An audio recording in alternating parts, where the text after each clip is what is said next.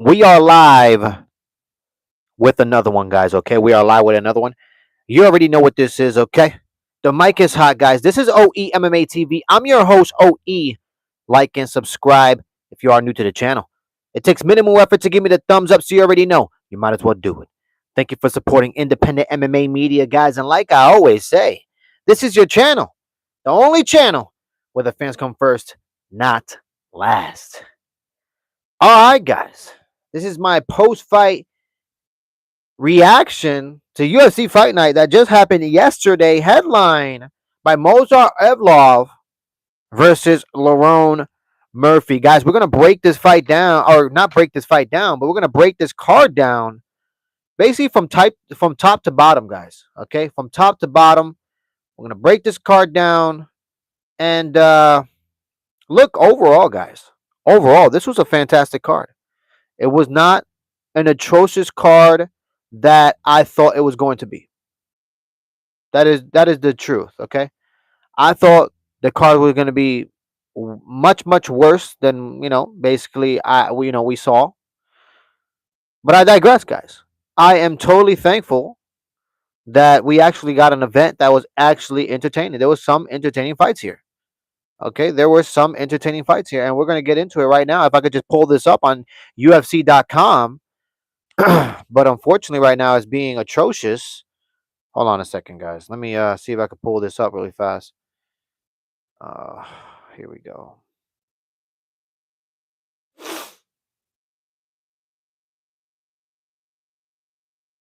All right, guys. Let's start off. Right from the top, guys. Let's start off right from the top. We had Chanel Dyer versus Ravina Oliveira. Chanel Dyer went out there, gave a great performance. I did have Chanel Dyer winning this fight. I just thought she had more grit.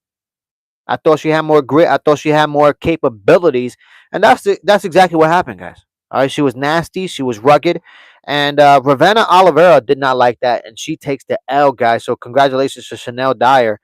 Very good fight.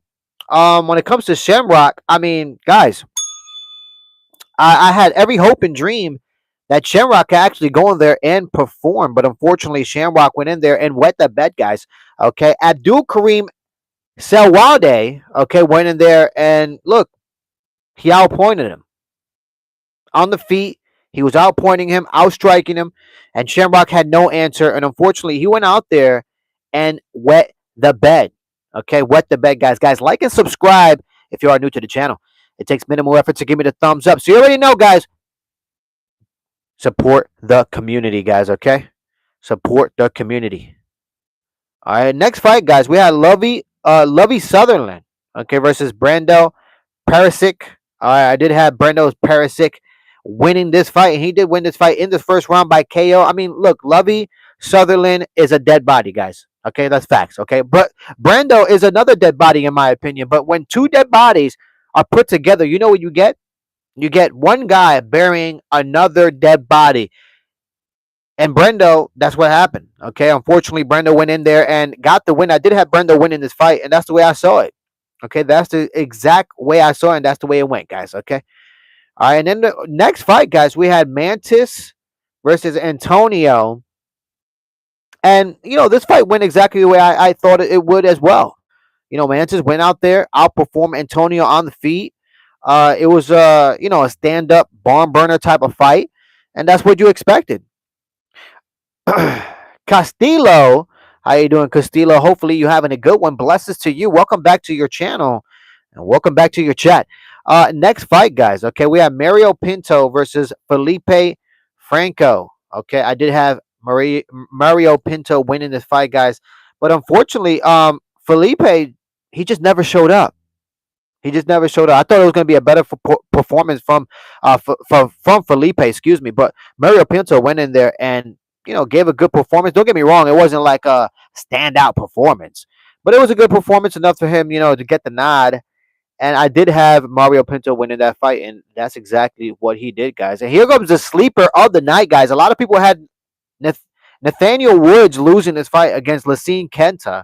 All right, and I understand why, because Kenta, when he usually goes in there, he knocks out his opponents. I mean, if you look back, at his at his lightweight championship run, because he was a lightweight champion in his other organizations. I mean, guys, this guy was knocking out everybody in the first round.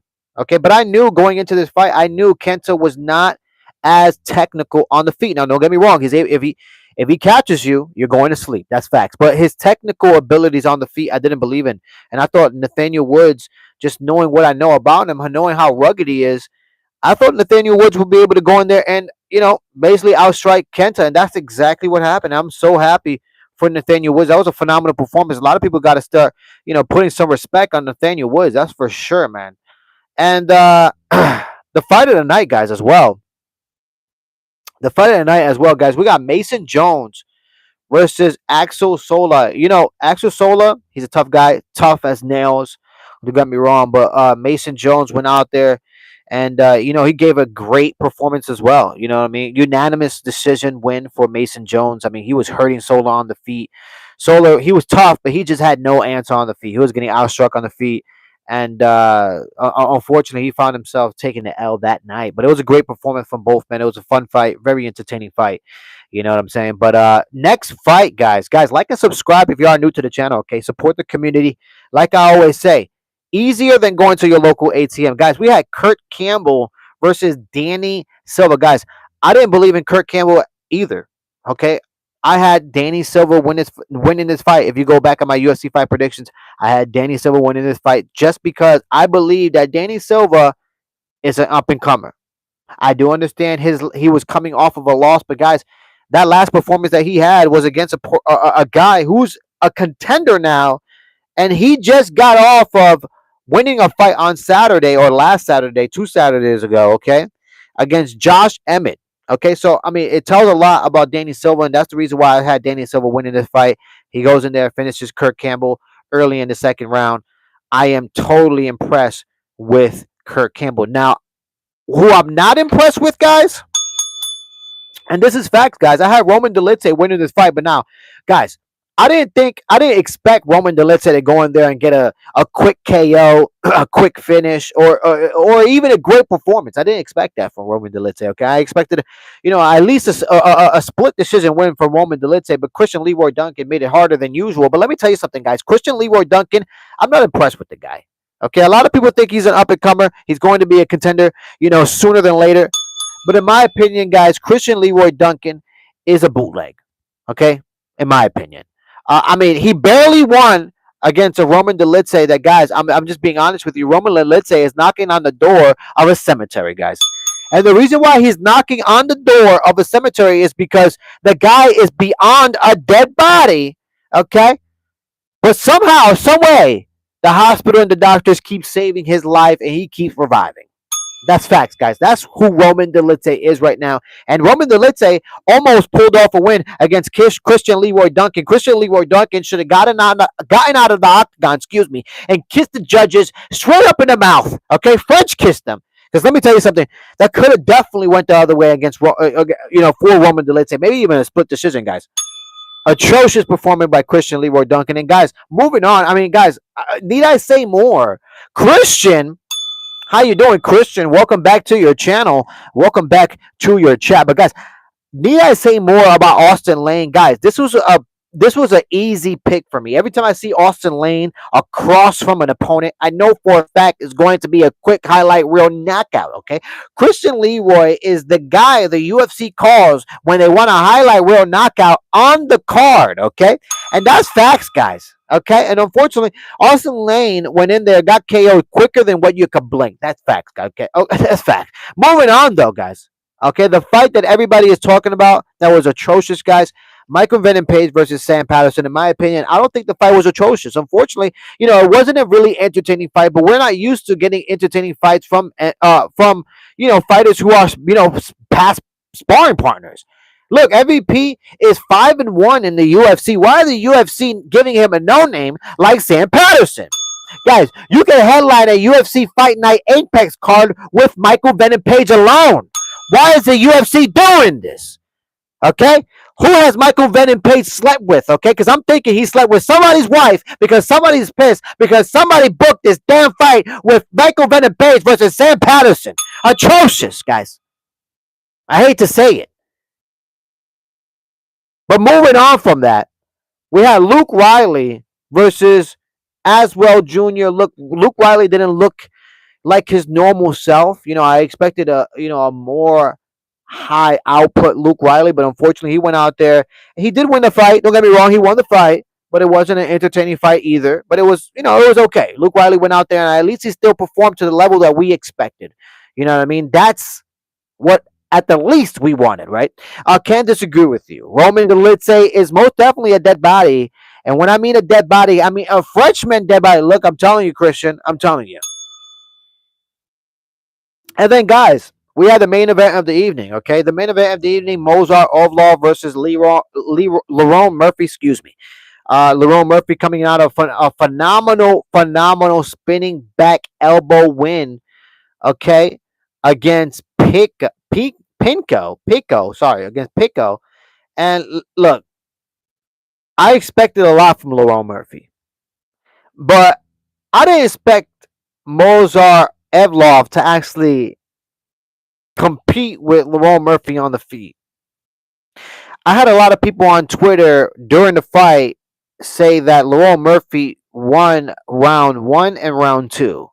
However, as I'm watching the fight going into round three, I'm telling myself, how did you come up with that idea? Because in my opinion, just in my opinion, I thought the first round went to Mozart Evlov.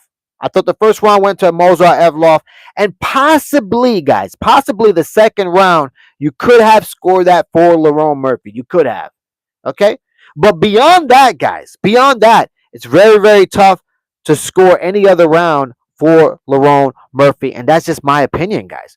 Because going into the third round, I had it 101.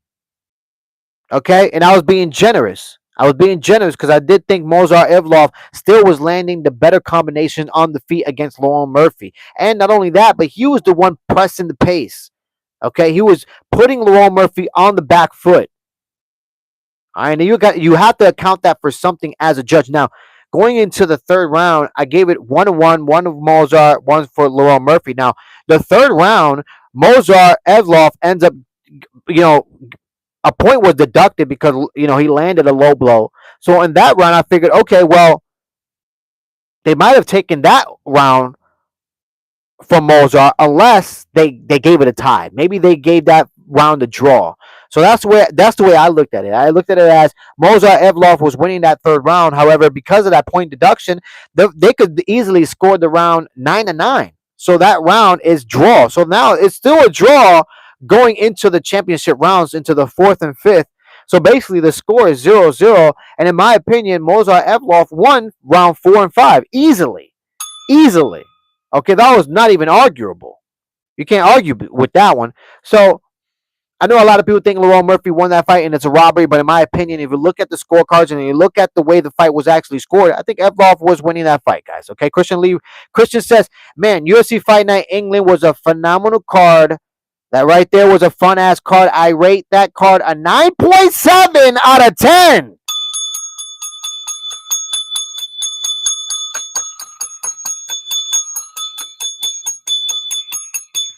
Guys, I'm sorry I had to go in, okay, with the ringer here, but unfortunately I had to do it because a 9.7 might be the highest score this community has ever given for a UFC card in general.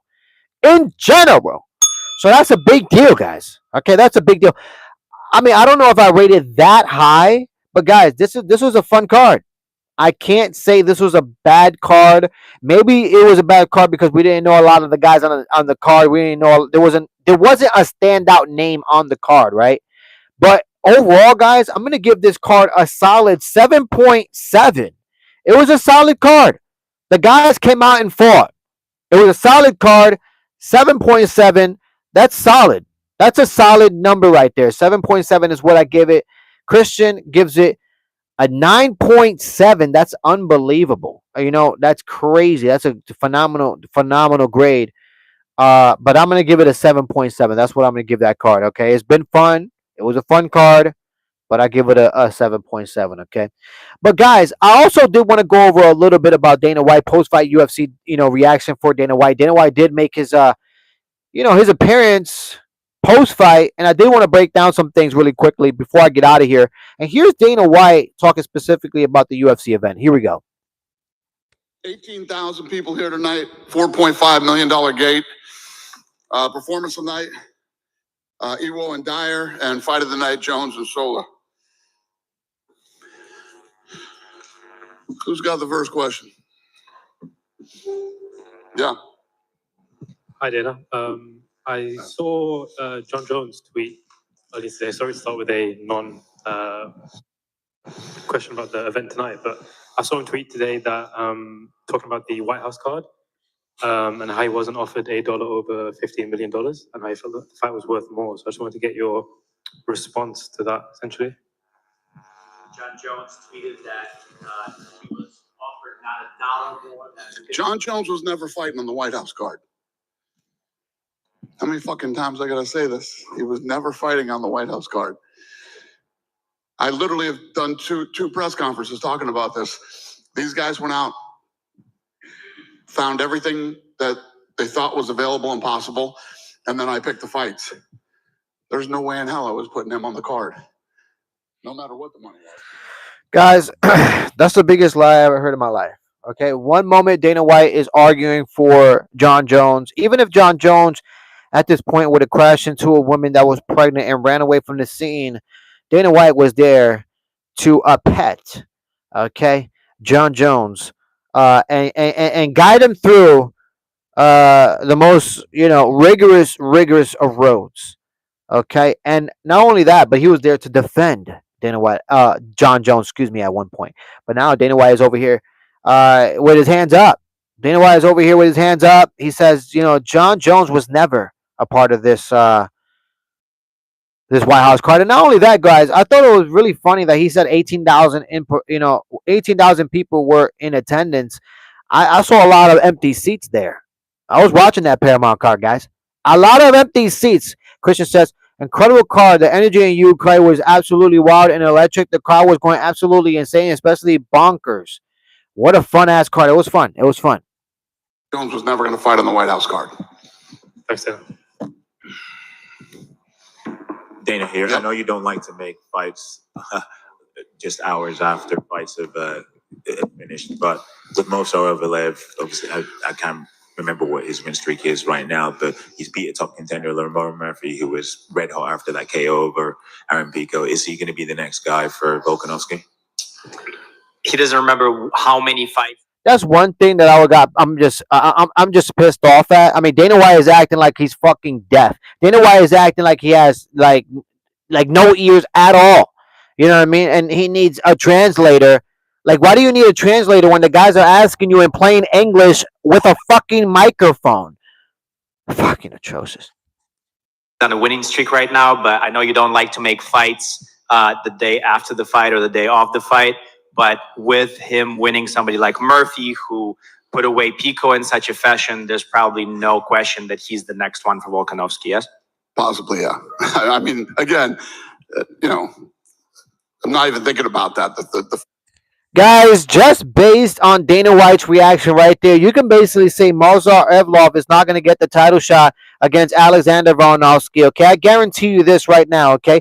I heard through the grapevine maybe about 2 weeks ago that Gene Silva has signed the contract to fight Alexander Volkanovski. Now, Alexander Volkanovski, he is due to keep his mouth shut because he does what the UFC tell him to do. And that's not a bad thing, guys. That's not a bad thing. Being a company man is not a bad thing, but it's atrocious the way the UFC handles their business, okay? I bet you my bottom dollar, the UFC, Sean Shelby, Mick Miner, and Dana White sat down Movsar Evloev and told him, look, if you use your wrestling to win this fight, and if you win this fight by submission, you will not be getting a title shot against Alex Volkanovski. And that's the reason why Movsar Evloev fought the way he fought against Lamar Murphy yesterday night. That's facts, guys. The UFC has a tendency of doing things in a dirty fashion, okay? I mean, everything is leaking right now. All these fighters are expressing their concerns with the UFC. And guys, look, I'm expressing my concerns as well. Because as I see it right now, Dana White really looks like he is not going to book Movsar Evloev. Okay, according to him, he doesn't know if Mozart Evloev is going to get the title shot. I mean, yeah, you're on a 20-fight winning streak. What more you got to do? Fight the #1 contender and beat him? Yeah, Lerone Murphy done did that. What's next? Nothing. Unfortunately, Mozart Evloev is not exciting. He is not exciting for the UFC, and that is atrocious. Okay, like I said before, and I'll say it again, there's been fighters in the UFC who have been in a 5 to 10 fight winning streak, never lost. Okay, never lost in the UFC. But yet, you see those guys, you see some of those guys get cut. I wonder why. I wonder why. Christian says, man, UFC President Dana White was definitely lying in that aspect.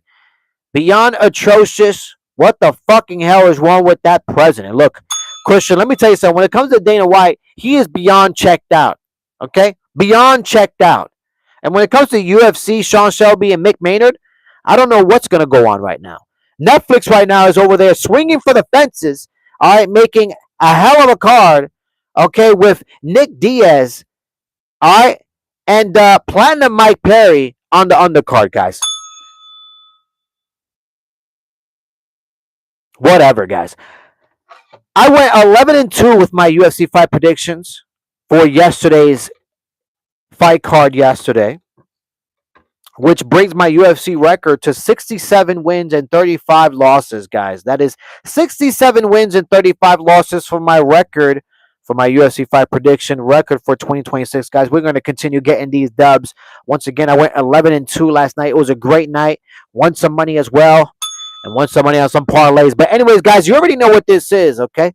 I'll see you next time for my next UFC fight predictions, which will be Joe Pfeiffer versus Israel Adesanya, guys. Stay tuned for that one. You already know what this is. This is OE MMA TV. I'm your host, OE. Like and subscribe if you are new to the channel. It takes minimal effort to give me the thumbs up, so you already know. You might as well do it.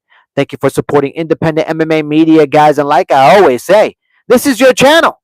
The only channel where the fans come first, not last.